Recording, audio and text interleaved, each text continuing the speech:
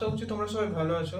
এই বেশিরভাগ আমি আমাদের জেনারেশন বা ইয়াং জেনারেশন জেনজি যেটাকে বলতে চাইছো তাদের হয়ে বলতে চাই।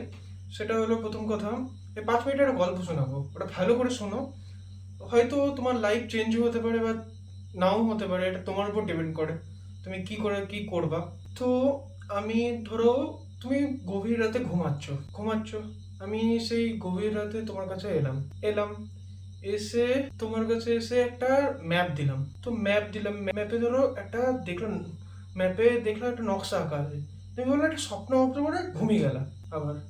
তুমি বললাম উঠ ভালো করে দেখ, তুমি তাও ঘুমিয়ে গেলা। সকালে উঠলা, দেখলা আমি এসছি, ঠিক আছে, বা অন্য কেউ যে কেউ এসছে তোমাকে ওই ম্যাপটা দিল। তো ওই ম্যাপটা ভালো করে দেখলাম, ওটা দেখলা তো তোমার বাড়ির কাছে ওই ম্যাপটা, আশেপাশেই কোনো জঙ্গলে মঙ্গলে থাকতে পারে। আর রাস্তাগুলো হচ্ছে আমার চেনাশোনা। তুমি গেলা ম্যাপটা অনুসরণ করে গেলা, দিয়ে দেখলা একটা গুহা আছে। গুহাতে একটা বুড়ো লোক বলছে ওয়েলকাম টু মাই ওয়ার্ল্ড।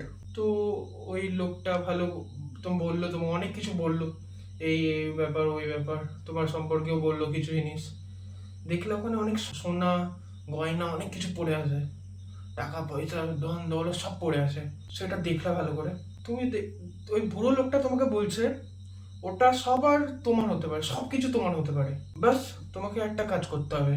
ওই যে রাস্তা দিয়ে তুমি এলা ওটা এত কঠিন করে দাও যে আর কেউ ওই রাস্তায় পৌঁছাতেই পারে না। আর না হলে তোমার বয়সের যে ছেলেটা আছে, যে ছেলে মেয়ে যারা আছে, ঠিক আছে, ওই সব টাকা পয়সা সমানভাবে ভাগ হয়ে যাবে। তুমি কি চাইবে তখন?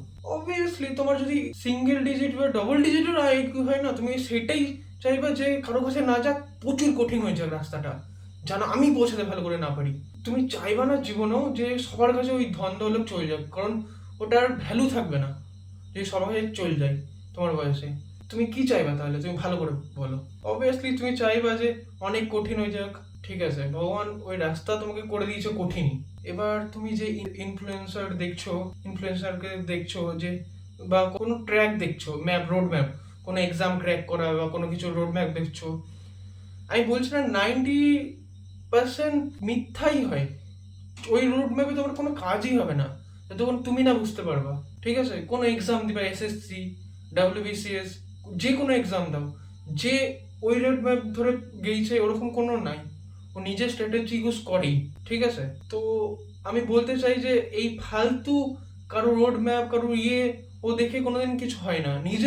নিজেরটা নিজেই করার চেষ্টা করো। এটাই বলতে চাইছিলাম যে তোমার সাকসেসের ভাগ তোমাকেই নিতে হবে, আর তোমার ফেলিয়ারের ভাগ তোমাকেই নিতে হবে। তো যা করবা ভালো করে করো। All the best.